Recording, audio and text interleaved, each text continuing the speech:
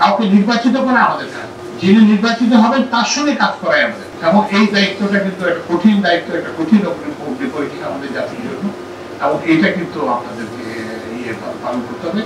এবং যদি না হয় তাহলে কিন্তু যেটা নুরুল হুদার যে পরিণত হয়েছে, আগের ডিসি সাহেবের যে পরিণত হয়েছে, আগের এসপি সাহেবের যে পরিণত হয়েছে, সেই পরিণত হয়েছে। এই যে 18 থেকে 25 বছরের যাদের বয়স, গত 16 বছরে তো তারা ভোট দিতে পারবে, তারা কাকে ভোট দিবে আপনি জানেন? আমি জানি। ওই জন্য মেহরবানি করে কে জিতবে না জিতবে এটা এটা এটা সরকারি যারা নির্বাচনের দায়িত্ব থাকবেন, এটা আমাদের কাজ না। যে জিতুক তাকে তার সঙ্গে আমাদের কাজ করতে হবে। আমি তো বলতে পারি না যে আমি সাইবুর রহমান সাহেব ছিলেন না, এখন আমি আর কাজ করবো না, এখন আওয়ামী লীগের মেহরের সাথে আমি কাজ করবো।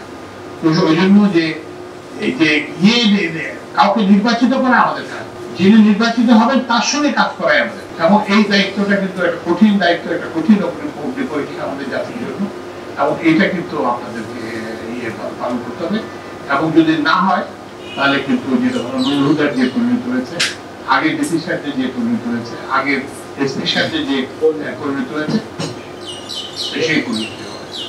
সব মশার বিরুদ্ধে সুরক্ষা দিতে এলো বসুন্ধরা এক্সট্রিম অ্যারোসল, মশার বিরুদ্ধে এক্সট্রিম সুরক্ষা। আমি আশা করবো যে আমরা সবাই আশা করি যে আমরা একটা খুব সুন্দর একটা নির্বাচন হবে, সবাই বিনা আশঙ্কায়, বিনা ইয়েতে কোনো ভয় ভীতি ছাড়াই ভোট কেন্দ্রে যেতে পারবে, নিজের ভোট কেন্দ্রে দিতে পারবে।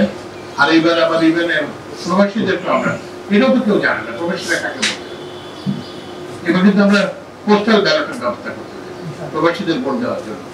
তো সুতরাং এত সব জানা সত্ত্বেও আপনি কিভাবে বলতে পারেন যে অমুক জিতবে এবং তার পেছনে লাইন দেবে?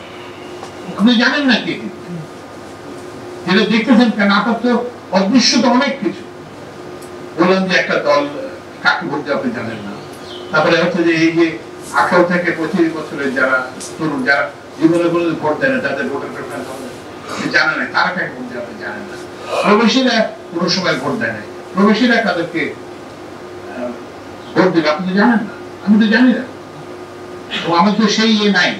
তো সুতরাং এইসব কথা মনে রেখে যেটা মেইন যে প্রধান যে কথা, কাউকে নির্বাচিত করা সরকারি কর্মকর্তার কাজ। যিনি নির্বাচিত হবেন, মানুষ যাকে নির্বাচিত করবে তার সঙ্গে কাজ করাই হচ্ছে সরকারি কর্মকর্তার কাজ।